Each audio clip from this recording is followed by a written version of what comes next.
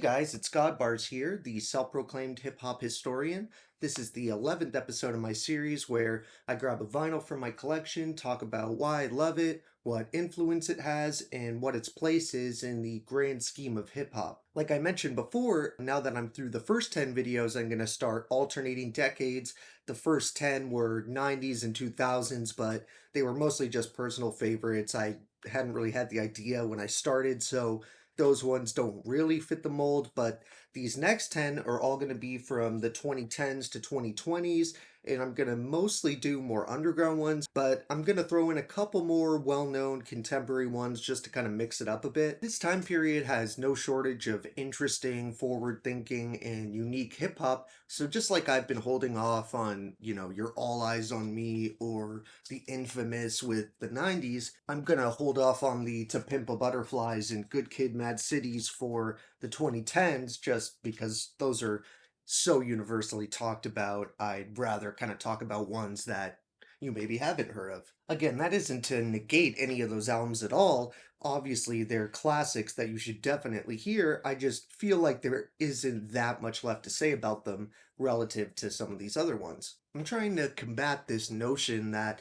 the rap game consists of like 10 people and nobody else matters. So while I love Kendrick, and I actually have one of his albums lined up in this first 10, I'm gonna do one of his earlier albums that isn't quite as widely talked about.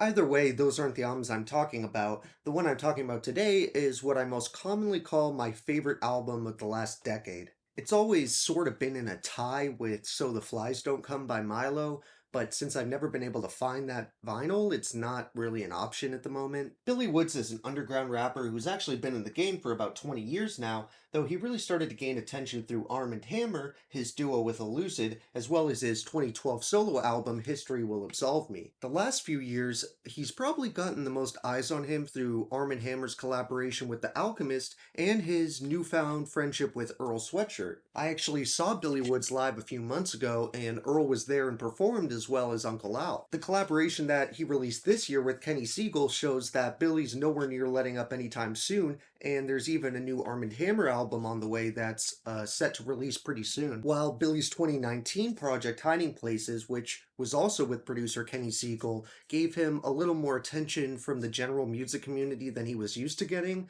in my opinion, his 2015 album Today I Wrote Nothing is his magnum opus. While I think you could also make a pretty good argument that his best album was Brass, the collaboration that he did a couple years ago with More Mother, I think that Today I Wrote Nothing is the definition of creating an aesthetic. I really don't see it mentioned quite as often as his other albums, and the songs from it have way less plays and views than any of his stuff with Kenny Siegel, but in this weird way, I kind of feel like this adds to the context of the album, and I strongly feel like it's going to be looked at as a cult classic in retrospect.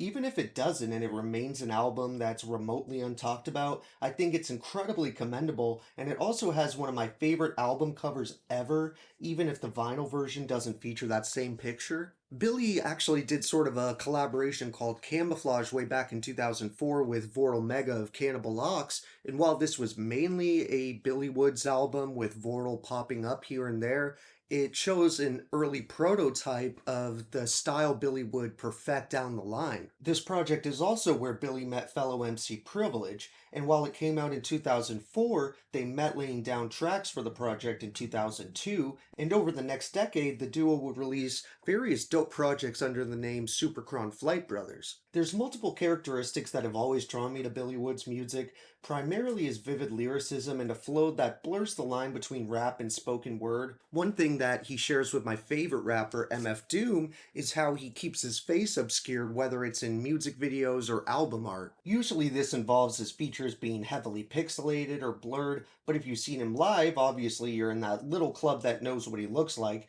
If you are a Billy Woods fan and don't know what he looks like, I would recommend either waiting to see him live or just keep it a secret for yourself, because the people who take pictures of his face at the concerts and post them are pretty shitty fans, and you really shouldn't give him any attention. Billy uses this slow-paced, idiosyncratic flow as a vehicle to deliver his dense, thought-provoking verses, When it comes to the imagery he puts forth and the distinct picture he'll create with his words, personally I think he's the best in hip hop currently. While there's definitely rappers who are more technically proficient and do more complex schemes, in the realm of descriptive lyricism that puts you in the world they're building, Billy's pretty much as good as it gets. Today I Wrote Nothing is inspired by a series of poems by the same name by Russian writer Daniil Karms. I'm not sure if I'm saying that right, but it deals with the feeling of writer's block and sort of being at the end of your creative rope, so to speak. And this isn't just highlighted through the lyrical mentions of being uninspired and stuck, it also gets conveyed through the briefness of these tracks. Practically every single song here is under 3 minutes,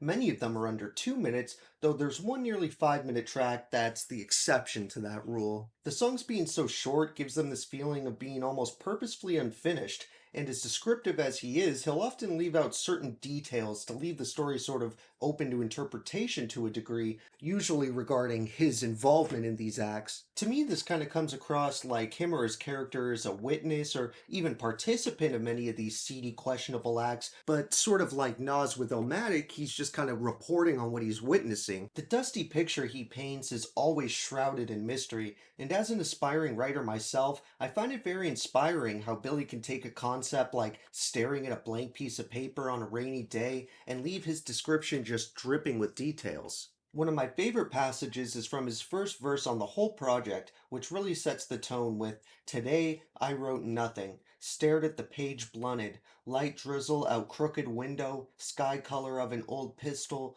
alternate side parkin', I didn't leave the apartment, sent the neighbor's kids to the corner for parchments, came back streaked with rain, keep the change, secure top and bottom lock, probably won't stop till he hit bottom rock." It really emphasizes what I was saying earlier about how real writers and poets can gather inspiration from anything, and by having an otherworldly attention to detail, he could rap for 10 minutes about a topic most rappers would run out of inspiration for after like 45 seconds. He also manages to keep the topic interesting while he does this. He isn't trying to fill a time or word requirement and just saying literally anything that comes to his mind.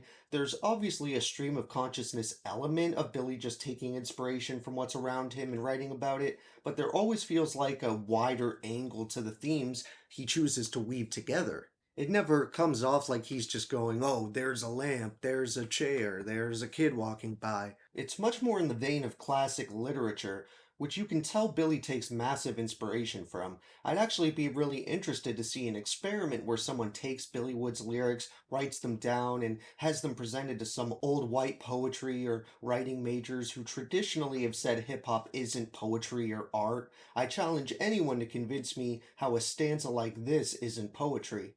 Coin of the realm, paid to trolls, rake the coals, Negroes run till they out a road, dig a hole, madder than Dame Dash, stockings full of coal, their eyes was watching God top of the stripper pole, pass dower to brothers on parole, would say something but what do I know, sweet chariot swing low, scoop me trunk full of dro, speakers blown, out of state plates, L's lit, tempt the fates, NY to DC barely tap the brakes, white privilege, cocky smile like you know my style, Todd Marinovich. I think the top tier production on this thing can be attributed to the assembly of friends and frequent collaborators that he enlisted. Some of these names include Willie Green, Blockhead, Messiah Music, Steel Tip Dove, Bus Driver, Aesop Rock, and of course Elucid, the other half of Arm& Hammer with Billy Woods. Elucid also has the bulk of features on here, popping up on multiple tracks, while there's also appearances by Henry Canyons as well as Curly Castro of Shrapnel. Even though this is one of those albums I really think is best served as a front-to-back experience in one sitting, if I had to name my 3 favorite tracks,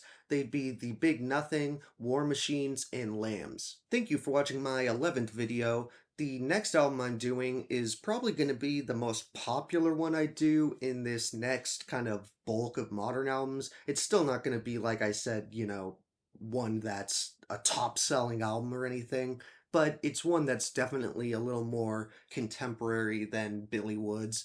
So if you want to see that, be sure to check in. Also, like, subscribe, and let me know what your favorite song is off of this cult classic. And don't forget to have a great day, and I'll see you next time. Okay? Alright.